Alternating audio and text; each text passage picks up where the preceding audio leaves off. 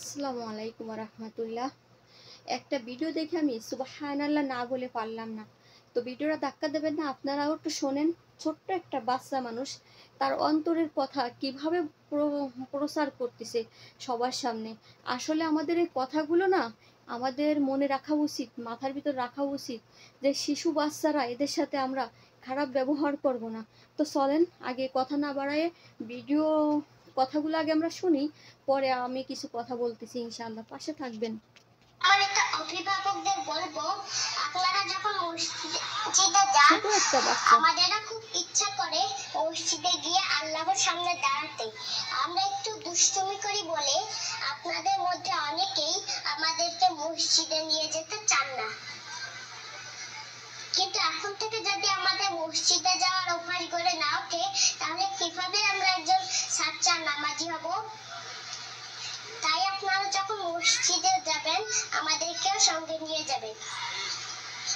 আল্লাহ তাআলা আমাদের লালন পালনের দায়িত্ব আপনাদের উপরেই ন্যস্ত করেছেন।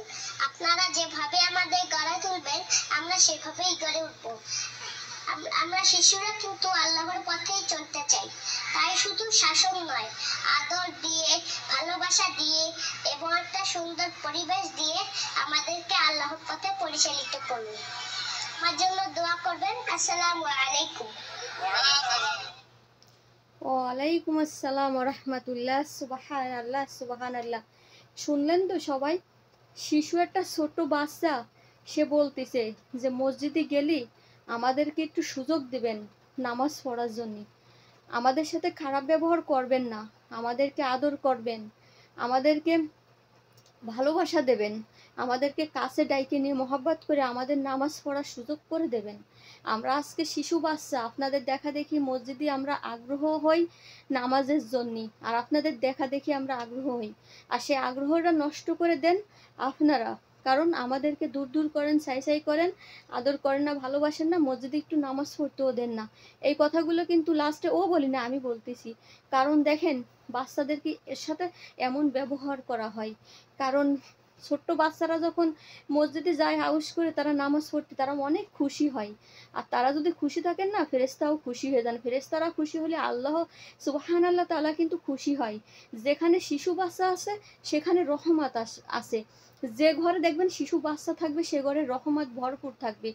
তা দেখেন এই মসজিদে যে শিশু বাচ্চাগুলো নামাজ পড়তে যায়, তাদের মনে কেউ কখনো কষ্ট দিবেন না।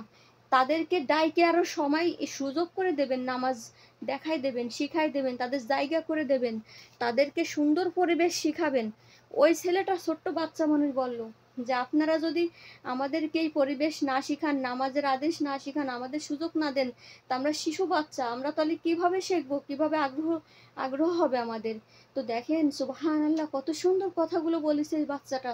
তো যাই হোক, আমাদের এলাকায় প্রত্যেকটা ফিরাই এলাকার ভিতর 2-4টা মসজিদ আছে। তো সকল মসজিদের মুসল্লিদের কাছে আমার একটা দাবি, ছোট বাচ্চাদের আদর করে কাছে নিয়ে আপনি জায়গা করে দেবেন নামাজের, তাদেরকে দূর দূর সাই করে তাড়াই দেবেন না। সবাই ভালো থাকবেন, সুস্থ থাকবেন, কথাগুলো আমলে রাখবেন। আল্লাহ হাফেজ।